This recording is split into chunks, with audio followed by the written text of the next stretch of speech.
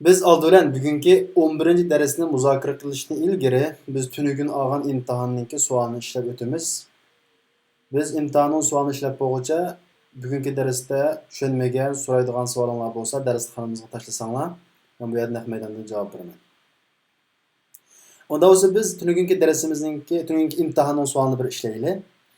Hem de tünügünki imtahanninki birinci suali to'g'ri javobni tanlang deb bir dona qo'ldan birisi berilgan. Qo'ldan birisi berilgan. Buningda ikki dona tanlash berilgan. Birisi hada yadun. Hada yadun. Yana birisi hadihi yadun. Bu ikkisining to'g'ri bo'lganini tanlaymiz. Bu qo'lni ko'rsatib turib hada yadun dus to'g'rimi yoki hadihi yadun dus to'g'rimi?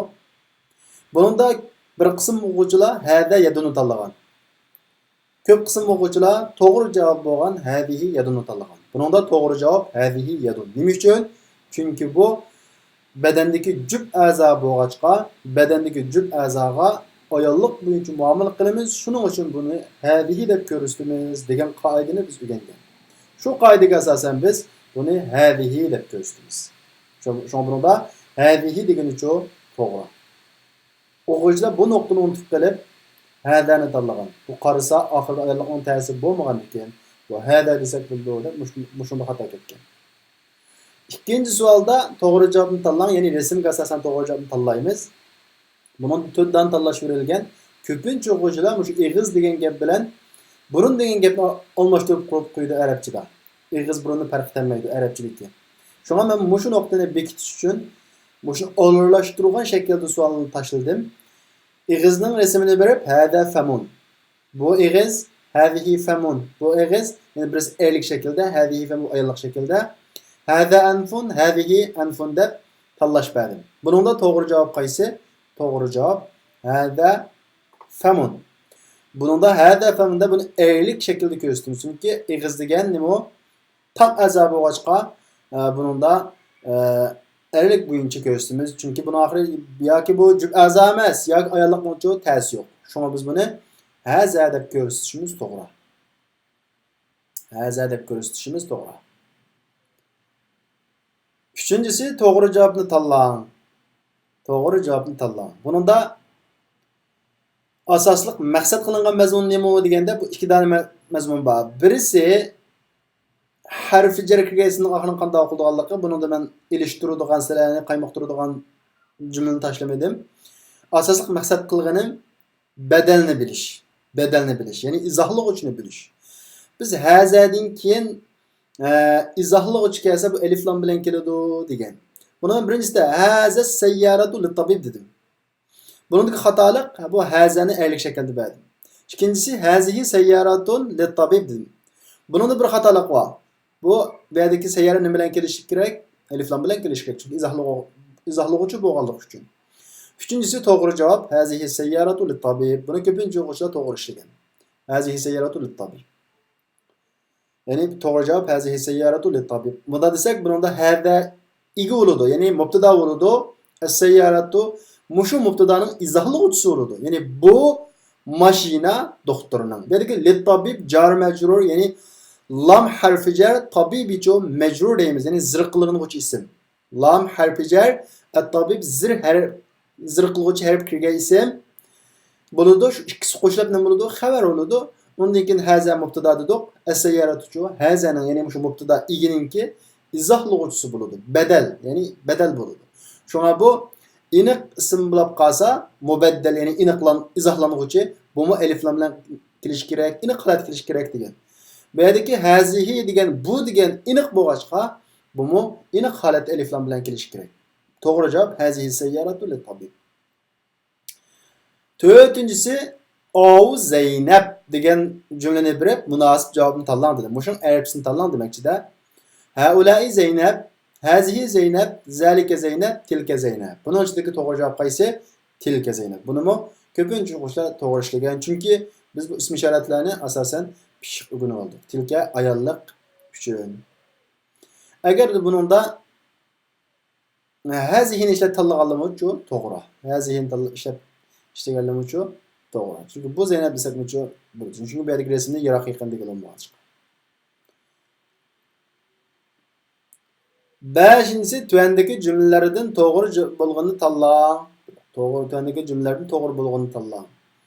Endi bunu da sizga nimani o'rgatmoqchi deganda, yani haza kitabun li Muhammad. Bunun şu bedel mubeddel. Yani izahlık için o'rgatmoqchi. Bunun doğru cevap qaysi? Hazal kitabu li Muhammad. Alif lam bilan kelgan. Oltincisi tüvendeki cümlelerden doğru bulğunu tanlang deb, bununda sizlarni sifat mavsufni tushundimi shuni bilmoqchi. Sifat mavsufni tushundimi? Ya'ni sifat mavsufga 4 xil jihatda ergashatdi. Xuddi badal mubaddalga 4 xil jihatda ergashganga o'xshash, sifatmi badalga 4 xil jihat, sifatmi mavsufga, ya'ni sifatlanguvchiga 4 xil jihatda ergashatdi. Shunga bu yerdagi haza darsun sahlun degan jumlani berdim. Bu jumlaga tarkib qo'ysak, haza mubtada bo'ladi, ya'ni igi bo'ladi. Darsuncho xabar bo'ladi. Bu dars. Ya'ni bu oson dars deb. Sahlun degan bu oson degan gap, darsdan nima bo'ladi? Sifat bo'ladi. Dars nima bo'ladi? Sifatlanguvchi ism bo'ladi. Sifatlanguvchi ism bo'lgan dars erlik bo'lg'achqa bu yerdagi sifatni qanday kelish kerak? Erlik shaklda kelish kerak. Shunga buningda to'g'risi sahlun, sahlatni ishlaganlarning xato. Onundan keyin al-ingliziyatu lughatun sahlatun. İngliz tili oson til. Bunidimi o'xshashlar sifat mavsufiningki misoli al-ingliziyatu lughatun sahlatun desak, bu yerdagi al-ingliziyatu degan mubtada bo'ladi, ega. Lughatun xabar bo'ladi, sahlatuncho oson til degandan bu oson til degandan bu oson tilning nima bo'ladi? Sifat bo'ladi. Lug'a degan bu so'z bu yerda sifatlanguvchi bo'ladi. Sifatlanguvchi ta bilan ayolliq shaklda kelgachga, buning sifatmucho ta bilan kelishi kerak. Buning nima to'g'ri javob? Sahlatun deymiz. 8-incisi lug'atuka savolga munosib javob tanlangda bir dona savol berdim. Ma lug'atuka? Tilingiz nima desa, buningga tilingiz nima degan savolga tilingiz uyg'urcha deb javob beramdik. Lug'atuka uyg'uriyya deb yoki tilingiz nima deb savol sorsa, uning tili uyg'urcha deb javob beramdik. Lug'atuhul uyg'uriyya deb yoki to'g'ri bo'lgan lug'ati al uyg'uriyya, tilim uyg'ur tili deb to'g'ri bo'lganini javob beramiz. Shuni sizlarni bildimi bilmadimi? Ya'ni o'sha kishilik almashlarni qo'shashni bildimi bilmadimi shuni sinash uchun buni berdim. Bunga to'g'ri javob albatta bizdan so'rgandan keyin bunga men deb javob beradigan mutakallimning, ya'ni birinchi shaxsning ananing igilik kelish shakli bo'lgan yoki tushum kelish igilik kelish shakli bo'lgan ismni qo'shilsa, ya shaklini qo'shamiz. Bunisi lug'ati al uyg'uriyya. Tilim uyg'ur tili deganga o'xshaydi. 9-incisi savolga munosib javobni tanlang deydi. Savolga munosib javobni tanlang deydi. Buni alaka axun deb savol so'radim. Bunda men indi bilan lakaninki ishlatish o'rnini tushundimmi shuni uqmoqchi. Sizning o'g'il bir tuqqaningiz bormi deb so'ragandan keyin, bu o'g'il bir tuqqan degan odam bilan bir o'lguchi bilmaydigan narsa. Men dedim, indini narsa kerak. Bundan boshqa jonli qo'simi yoki adam bilan bir mangulik, adam o'lguchi bilan tumaydigan narsalarga ishlatamiz. Lakanat lamnicho bu igidarchilik qilgandan keyin bu adam bilan o'lguchi bilan turadigan, masalan, bir tuqqansak bu o'lguchi mangu adam bir tuqqan bo'ldi. Shundaqmi? Bundan narsalarga ishlatamiz dedim. Shunga buningga sizning qarinishingiz bormi desam, albatta buningga na'am. Laka xundan doq sizning qarindoshing'iz bormi desa, ha, sizning qarindoshing'iz bor demdoq, yo'q. Na'am, li axun shundaq, mening qarindoshim bor deymiz. Bunda li axun degan javob to'g'ri. Na'am, indi axun mucho xato. 10-savol. Munosib javobni tanlang. A'indaka sayyaratun? Sizda mashina bormi? Desak, bu yerda li nishasak bo'lmaydi. Nima uchun? Li degan manda odam bilan o'lguchi bilan turadigan narsaga ishlatamiz dedi. Sayyara degan konab tugan odamdan burun qirib tugaydi u. Shuning uchun bunga li ishlatamiz. Nima ishlatamiz? Na'am indi sayyaratun degan ishlatamiz. 11-si to'g'ri jumla tanlang. Aisha tabibatun va ukhtuha mumarrida. Diqqat. Va ukhtuha. Bu yerga maqsad ukhtuha degandagi zamir, ya'ni kishilik almashning qaytadig'ini kimga yanada o'sha kishilik almash? Oishaga. Oisha ayol kishi bo'lganligi uchun buningga ukhtuha degan shaklda kelganicha to'g'ri. Aisha tabibatun va ukhtuhu deb kelishi xato. Şuna doğru cevap Ayşe tabibetun ve uhtuha mumarrida. Ayşe doktor. Onun kız kardeşi sister degan bu cümle doğru. 12'incisi av üstel bilen el kitabul lezi alel mektebi lil muderris. Üstel üstüdeki kitap o'qituvchining. Bu doğru cevap. Üstel üstüdeki kitap o'qituvchining. Qolgani hammasi xato. 13'incisi doğru cümle tanlang. At-talibul lezi kharajal ana min al-fasl min Turkiya. Hazır sinfdan chiqqan o'quvchi Turkiyadan. Mushu tarjima to'g'ri, qolgani xato. Mana bu bak qiyin emas. Shunga buni ko'pincha o'quvchilar bu qatimki imtihon natijasi yaxshi. Yaxshi. Endi bizning darslikda bir qism o'quvchilar bir oz darsning salmoqini yengillasak degan talablar bir oz bor. Shuning uchun jiq emas. Bir oz darsning salmoqini bundan yengillatamiz. Ya'ni oziltimiz, tushuntirishga tegishli bo'lgan o'rinni texnik tushuntirib mangamiz. Ammo darsning salmoqini biroz kichiklatamiz, oziltamiz. O'sha so'raydigan savollar bo'lsa, so'rovnoma imtihonga aloqador. Bundan keyin biz bugungi darsning qisqacha muzokarasini qilib o'tib ketamiz. Shuning bilan bizning bugungi darsimizning muzokarasi oyoqlashadi.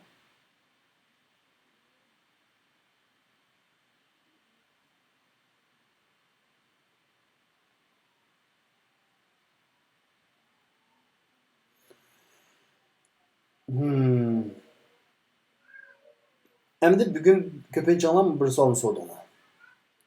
Ma degan nima degan deb o'rgandik. Ma degan gapni nima deb o'rgandik. Bu mafi ahad deb kelsa bu nima degan bo'ldi deb. İsmimiz do'stin arab tilida mafi deb kelsa, mafi, ma degan gap fe'lan bilan kelsa yo'q degan bo'ladi.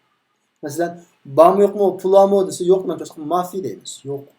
Ham ahad degancha hech bir kishi degan ma'nosi bor. Hech bir kishi va bir kishi degan ma'nosi. Mafi ahad desa hech kim yo'q degan gap. Hech kim yo'q. Bugun musulmonlardan ko'p so'radim. Undan boshqa tushunmagan mazmun bo'lsa, boshlar so'rasanglar, boshqa tushunmagan mazmun bo'lmasa, bugungi darsimizda biz asosliq o'rgangan narsa nima deganda, bugungi dars hammalarga bir topshiriq dars, hammalar o'zlariniki bir qisqacha bir yozma maqola bo'lsin-ku, tarjima qilganlar ko'pincha yaxshi tarjima qilibsizlar. Ko'pincha yaxshi tarjima qilibsizlar, ammo bir qism o'quvchilarda yana azroq masala bor.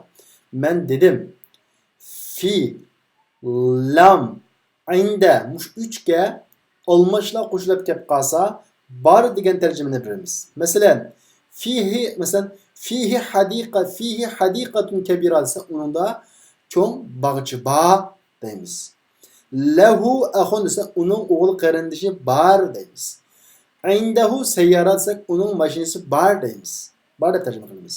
Mushunga diqqat qilinglar. Bugun ko'pincha o'quvchilar mana shu tekst tarjima qilgandim, mushunda azroq ketib qolgan yerlari bor. Undan boshqa savoldoshlar tushunmagan mazmuni bo'lsa, bugungi dars tafsiq darsi bo'lg'achqa alohida grammatika mazmuni yo'q. Shuning uchun bizning muzokaramiz bek uzoq bo'lmaydi bugun. So'raydigan savollar bo'lsa so'ranglar. Agar boshqa savollar bo'lmasa, bugungi darsimizning muzokarasi o'sha yerda oyoqlashadi. Ammo imtihon masalasi kelganda savoldoshlar. Ma'u imtihon qatnashgan o'quvchi bugun jami 104 104 o'quvchininki har birining xatolashgan tarafini 104 o'quvchiga avatib berish hozircha bizga sharoit jihatdan yara bermay qoldi. Shuning uchun sizlar har hafta imtihonga vaqtimizda imtihonga to'liq javob berib bo'lib, imtihonga bergan shaklni rasmga tortib olinglar. Telefon rasmini tortib qo'ydik ekranni. Shu shaklda rasmga tortib saqlab olinglar. Biz ertasi darsdagi muzokarada buni ishlaymiz. Shu vaqt o'zinglarningki nada xato ketganini bilaysizlar. Ko'pincha o'quvchilarningki nani qanday yozganlik esida bo'lsin, ya'ni bir qism o'quvchilarningki nani qanday yozib javob berganligi esida qolmaydi. Shuning uchun rasmga tortib olinglar. Bu jihatdan sizlarga oson tushdi, bizga ham vaqt jihatdan foydalanamiz. Tushunmagan mazmun bormi savoldoshlar? Agar bo'lmasa, bugungi darsimizningki muzokarasi mushu yerda oyoqlashadi.